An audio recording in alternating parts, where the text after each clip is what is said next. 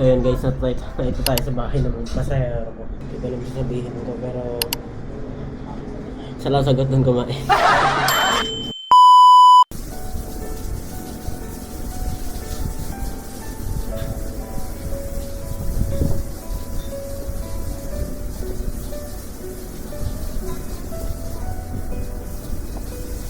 Thomas for having this dinner, and of course si Johnny na siya yung naging angkas ko na nakakwentuhan ko sa angkas, ayun, buhay, and in-offer kong mag-dinner para naman hindi na siya gumastos ng dinner.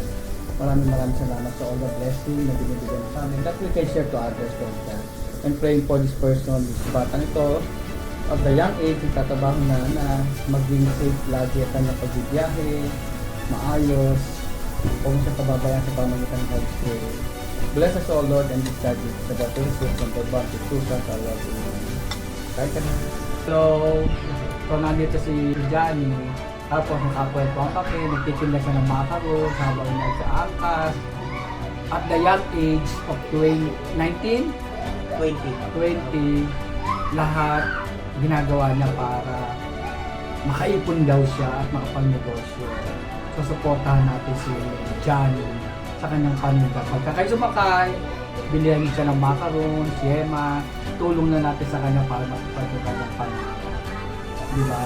Sa murang edad, ang ganda. Sabi ko nga kanina, sana pinangarap ko din na sana lahat ng mga kabataan ganun yung prinsipyo.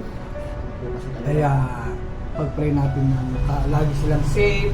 Hindi lang si Johnny, lahat na nag-aangkas, nag-joyride, lahat ng mga nagtatabaw sa kasada. Malaking bagay yung pag-pray natin. Maraming salamat. Alam ko susuportahan niyo si Johnny. Yes, this is me. God bless. Ayun guys, wala akong masabi kay sir, hindi na ako nakaimik nung inan ako nakain. Hindi ko alam yung sasabihin ko, nininervous ako na sobrang nahihiya. Ngayon guys, wala akong masabi kay sir, sobrang bait. Ano pangalan ni sir? Ricky. Isipin nyo guys, ililibre pa tayo ng PK. Threat ko sa iyo, sabi, lagi kang pagod. Siyempre, sayang naman kung bibili ka pa. So, meron naman akong extra. Bibigay ko sa Pasko. Itong Pasko na to. Nito to.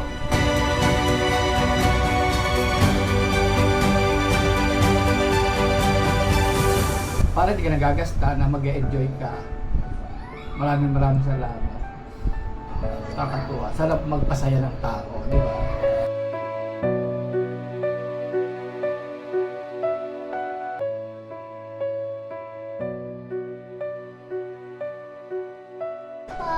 Oh. Dahil mag-thank you ka sa'yo. Thank you po po yung galing ka bigay mo. Dali kayo. Una tayo na pagkakas bigay mo. Okay.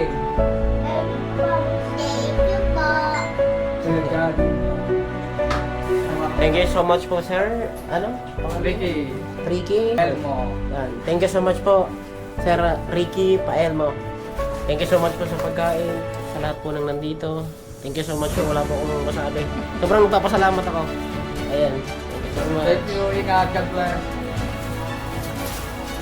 Sunod po ulit.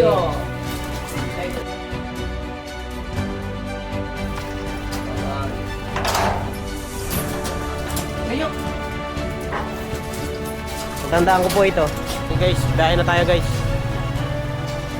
Pinakain tayo ni Sir Ricky Paelmo sa kanilang tahanan. So, ngayon, babahin na dito. Ayan. Ako sabi guys, sobrang nahiya. Sobrang bait. Apo, thank you po. Bye-bye.